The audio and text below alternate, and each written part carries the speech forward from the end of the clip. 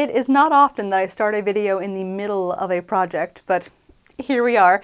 You might have seen me wear this in my last video when we went to the Ren Fair, but I was in such a hurry to kind of get myself out the door that I neither finished the dress nor did I really get a chance to explain what it is I was making. So every time I make a medieval style dress, I tend to do something new. A new technique, a new style, a new something to kind of keep it fresh and interesting. And for this one, I was trying to go based off of this late 15th century German dress, and it's sometimes called the Housebook or Durer dress based off of the respective artists who showed it during their time. I've also seen them referred to as a Stehfaltenkleid, which is like a standing pleat dress, which makes sense because one of the very visual defining features of this dress are the standing pleats that you see at the center front and center back. At first, chronologically speaking, they seem to be kind of soft and unstructured, almost like it's just a looser dress that's been belted in and like you focus all of the extra fabric to the front and back.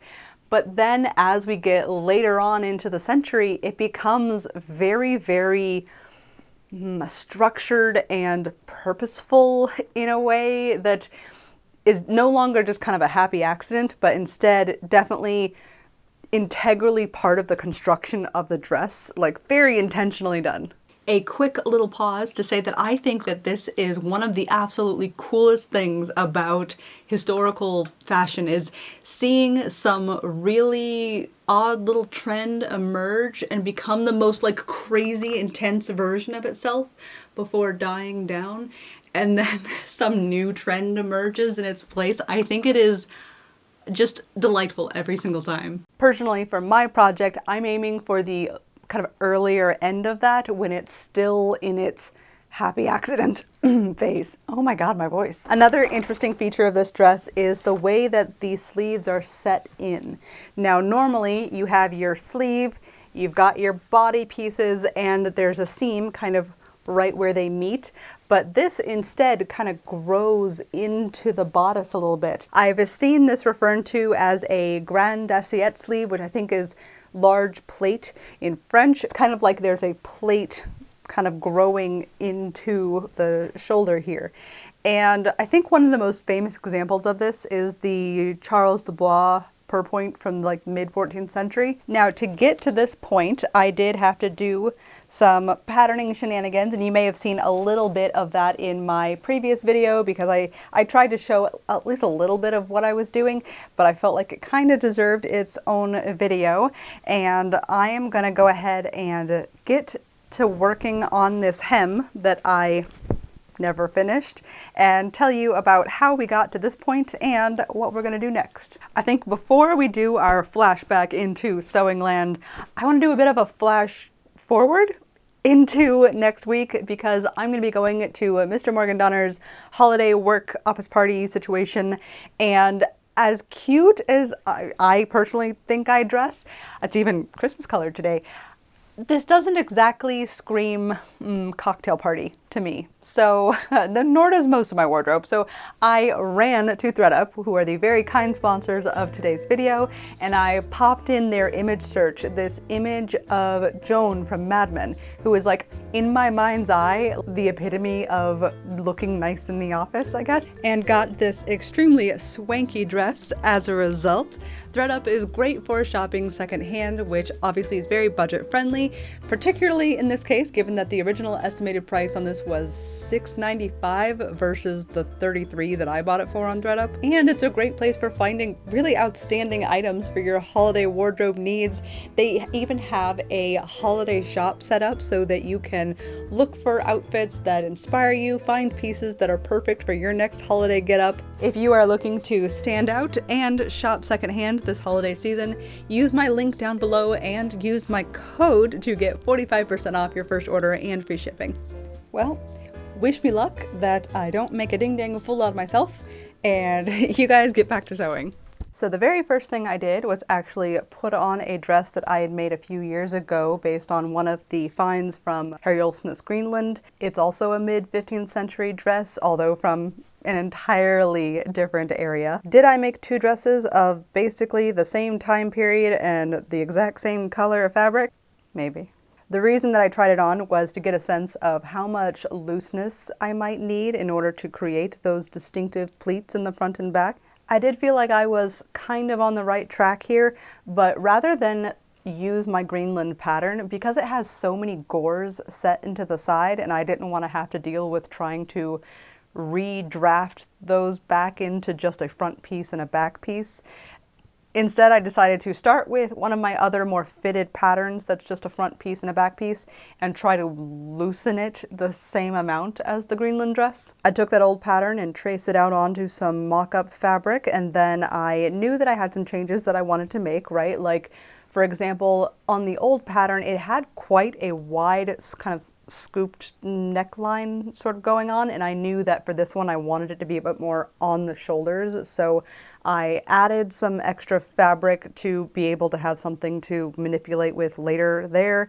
And then I knew that for the shoulders and like chest portion, the dress needed to be relatively fitted, but from the bust down, I wanted to add extra fabric to make those pleats, right? I added a good couple inches to each of the various seams, and I did the same thing for the sleeves. I traced it down and then just added a few more inches. This still needed to fit into the other pattern, so I couldn't adjust anything up here, but from like here down, we're game. Now, all of these changes had a big ol' question mark over them because I was very much just guessing, like a lot of my sewing. It's a lot of guessing and seeing if something works and poking at it until it finally does. The mock-up fit loosely, as expected, like that was the intent, and I felt like once I added a belt, the wrinkles though, pleats that were intentionally supposed to be there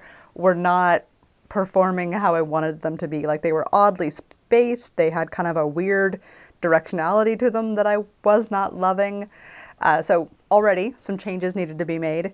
And then for the sleeves, I think that they were at a pretty good size. Maybe, I think I wanted them a little bit bigger, but they were pretty close to what I was looking for. Now for the dinner plate sleeves, I knew that I wanted them to be pretty close to what they already were in the front, but they needed to scoop down a little bit more underneath the arm. So I grabbed a Sharpie and did my best at marking where I thought that those lines should go.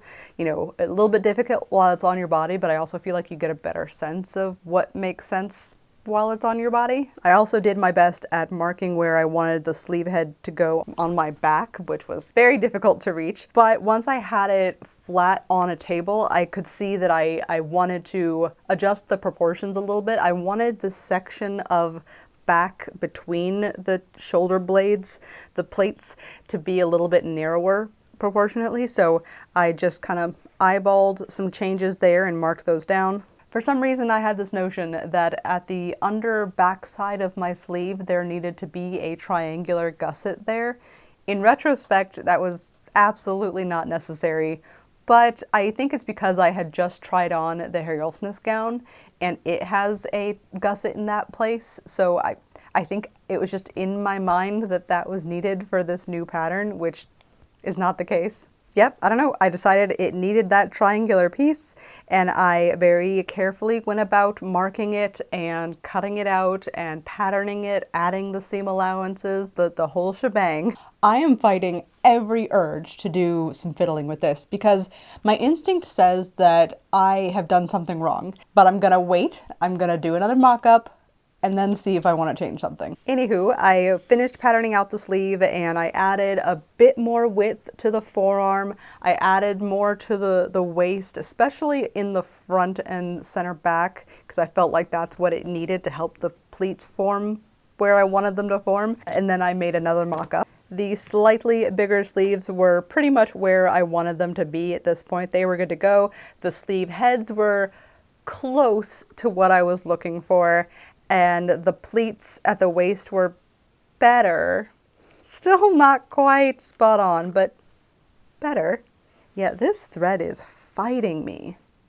I went ahead and grabbed a new thread so that hopefully it stops breaking on me. Alright, I think I'm going to remove some of this side seam situation because I think it's not doing me any favors. I removed the extra fabric from the side seams, taking it all the way back to the original fitted side seam that I had in the first place.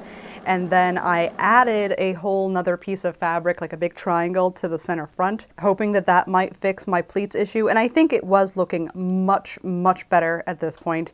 It's another thing that in retrospect, I'm like, oh, all the source images are clearly very fitted, like no wrinkling or like excess fabric here. All the excess fabric is in the center front and center back. That's where all the pleats are. Like it makes sense looking at it now.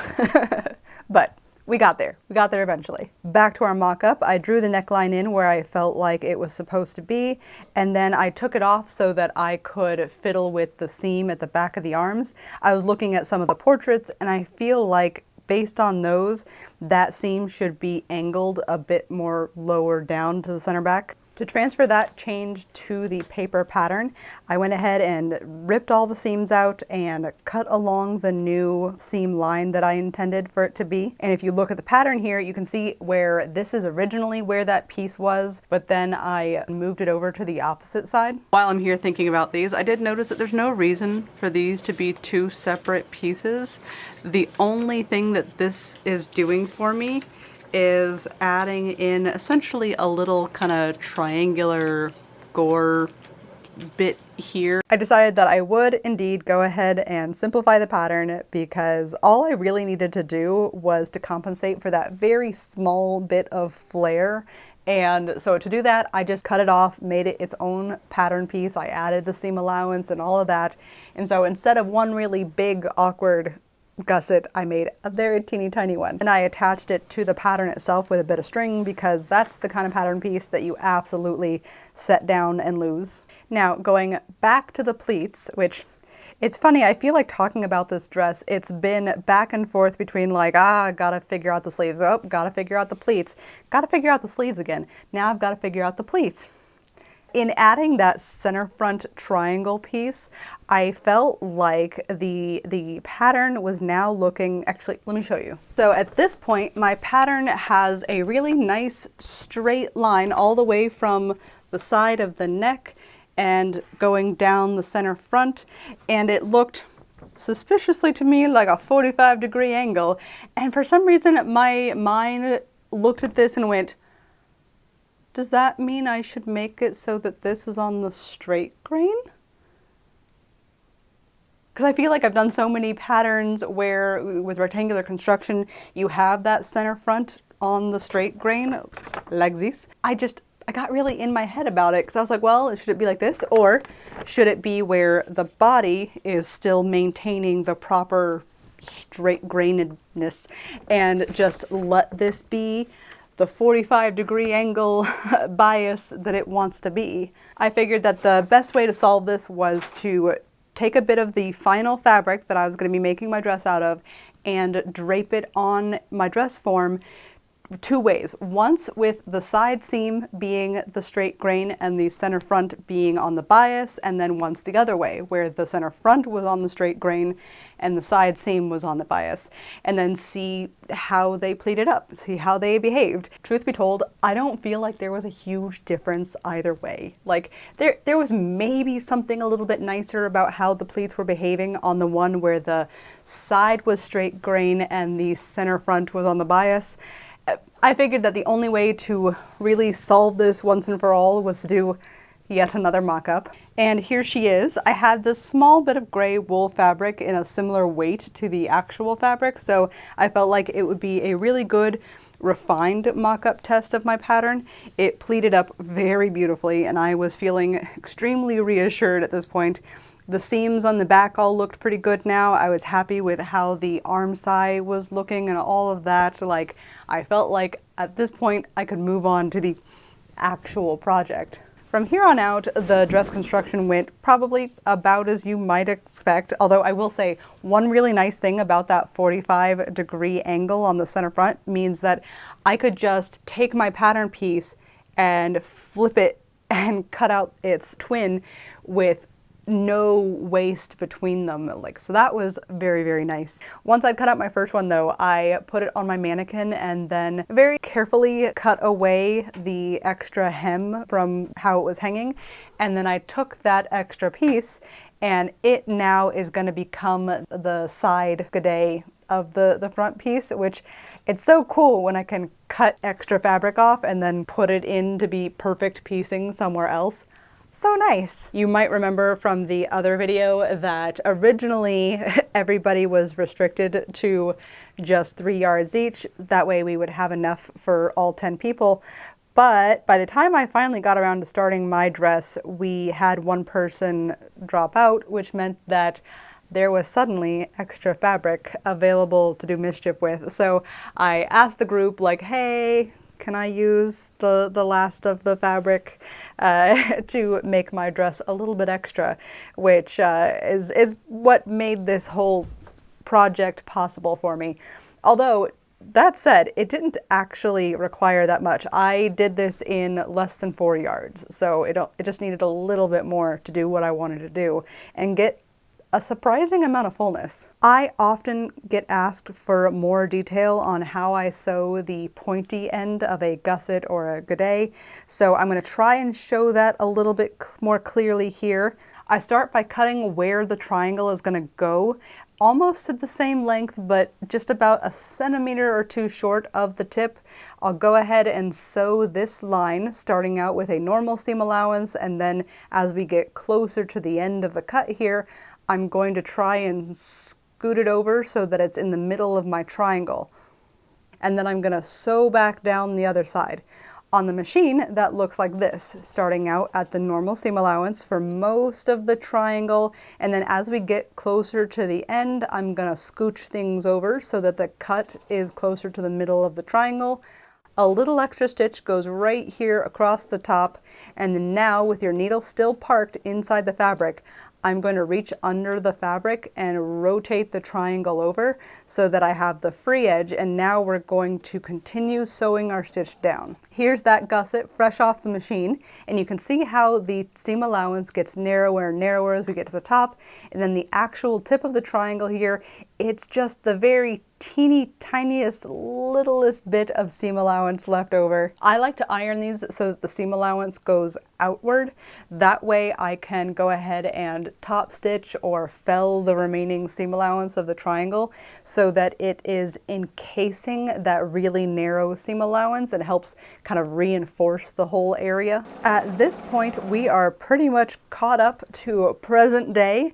I did go ahead and sew my sleeves on, and I did a little bit of finishing to the interior, mostly on the cuffs on the car ride over to the Ren Fair, and a little bit into the sleeve seams and all that, but there's still plenty of unfinished seams inside to go, and the hem at this point, I'm not even a quarter of the way through it, so I need to go ahead and finish up my hem. I'm just doing a very, very simple hem stitch. I'm turning the edge over once, not a double fold, just a single fold, and then I am stitching over the raw edge of the wool with a floater thread on top to help kind of decorate slash reinforce slash cover it. And this has kind of been my go-to medieval edge or hem stitch these days. I feel like it looks really, really nice, and you lose very little of the length of your fabric. Once I am finally done though with my hemming, I think next up is going to be working on the neckline, because I saw a few images that I like where the V neckline, it has kind of a zigzag lacing going across the V, and I think that looks cool. And in some of them you can even see what looks like some sort of hardware jewelry like eyelets that are what that lacing is being threaded through. And so I found some online that I think will fit the bill, and I'll put those in here. Although I think first I should probably go ahead and add a facing to the inside. That way it'll help, one, prevent the bias of the neck here stretching out over time. It'll also help carry the weight of those hardware pieces, as well as the strain of them pulling in to do the lacing.